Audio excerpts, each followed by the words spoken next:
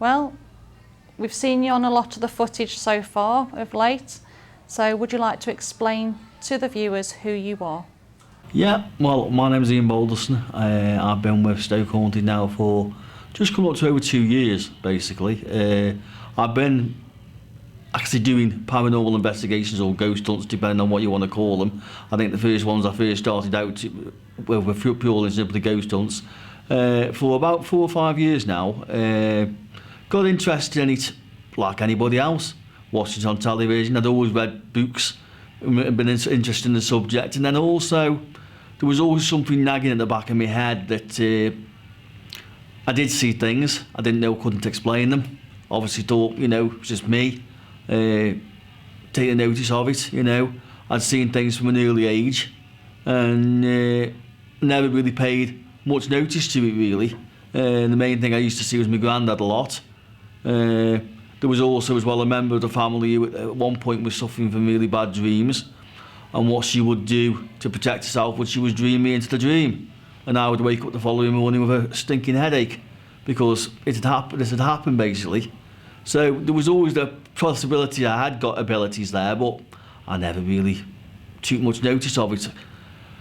And then basically I'd been on a few ghost hunts, and it was suggested by a couple of friends who I'd made on the ghost hunts to attend a medium workshop class, which is run by a lady called Lynn Hill on a Wednesday nights. And basically I started going there. I've been attending there off and on now for 4 years, depending on work, and I've learned so much. I mean, my talents have flourished now. I'm not saying I'm fantastic, but I try.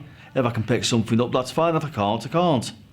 And at the same time as that, I was experienced with another group. Went on quite a few different venues, quite big venues really. And sometimes they were good and sometimes they weren't. I don't think you can really judge an investigation by the size of the venue. I think it all very much depends on what you get and how you want to look at the information that you're finding. Quite often with these other groups, things were made a great deal of where perhaps there wasn't the investigation element of it. It was purely an entertainment thing, which in that circumstances that's fine. But if you really want to be finding out as much as we can about what is behind, if there is anything there, I feel you've got to be a bit more of an investigating mind, and that's why really I wanted to join Stokehaunted. I'd been a follower on the page for quite a while, and as luck has it, I was lucky to have the opportunity to go on an investigation with them at Alton Towers a couple of years ago now, and things developed since then. And I don't think I've missed enough. I think I've missed one investigation in 2 years. So I really enjoy them, and what I enjoy the most is the fact that they don't just take things as read. They don't just take things as being automatically, well, it must be spiritual, it must be, paranormal. We look and we try and find out what it is and what it could be, and if at the end of the day we can't work it out, it could still be something else, don't get me wrong, that we haven't thought of. But at that point we're saying it's possibly paranormal, and until somebody comes along or we work it out differently, then that's as much as we can do. And I've had quite a few good experiences with the group. I feel like I've made a lot of new friends, and certainly we are friends in the group, and everybody's friendly, and we all get on, and we take the enjoyment out of doing what we enjoy, basically. So you've told us a lot about how you have been over the last 4 years and your progression into the mediumship side. Can you tell me what was your first recognised instance of paranormal activity and how you reacted to it?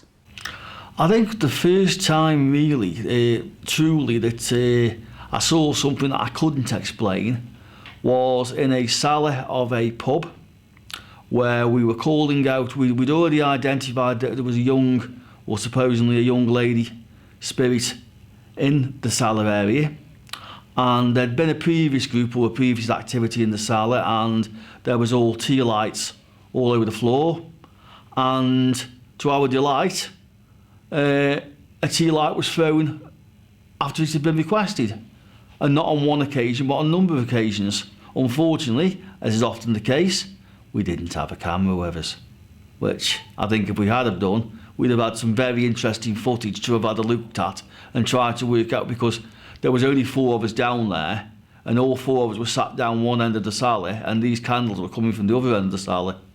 But unfortunately, we didn't have a camera at the time to take any evidence of it. So you mentioned not always having the right equipment with you at the time where there is this kind of activity. I think that sometimes happens, you know. I think anybody who's been on a ghost hunt is quite often, it's always the time when you're not expecting it, all the time when you've gone quiet, all the time when everybody's talking, that things tend to happen. And I think sometimes it's the way it goes. So with that taken into account and the variables included, what's one thing that you have learned that you didn't otherwise know before you joined the team? I think most of the thing I've learned is to keep an open mind over things. I think the natural reaction of somebody who isn't inexperienced, or is that, you know, it doesn't understand what they're saying, is they hear a bang, they think it's a ghost.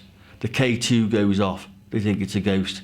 It's looking beyond that and looking at what it could be before you actually say, well, yeah, hang on, you know, that's sort of okay. When you're a medium and when you can see things, it is slightly different there, because sometimes ourselves can see there's something there, but unless it's sort of giving off the triggers that we want it on what's in, who knows?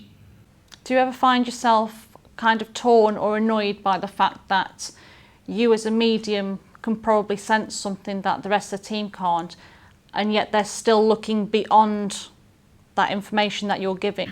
Yeah, don't get me wrong, there's been times when I can, you know, quite clearly see there's something there, or I can feel something, and we're calling out and asking a spirit to do something, and you feel like saying, come on, I can see you, just do something, will you? Just do something to show them that you're there, and it doesn't happen.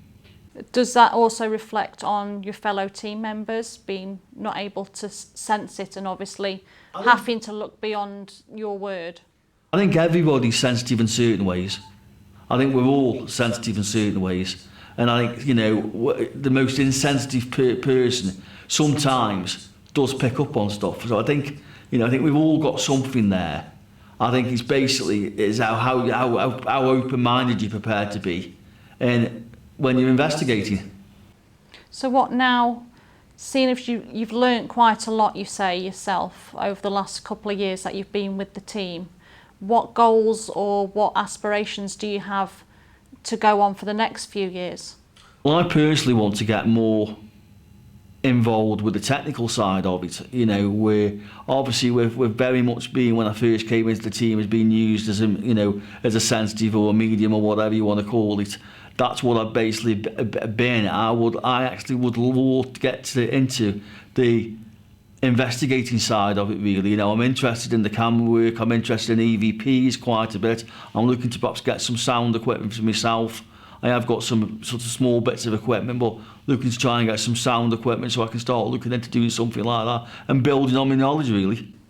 Okay, and just to finalise our little chat with you, what would be your one key message to give to any budding investigator? Grow a thick skin. Because basically, unfortunately, for some reason, and I don't know why, everybody in this field seems to want to pull everybody down. There's no reason for it. We're all in it together. You know, we're all after the same thing, but it seems to be constant all the time, pulling people down, falling out with people, and there's no need for it whatsoever. So I would say certainly grow a thick skin. Or grow some patience, let's put it that way. Thank you very much.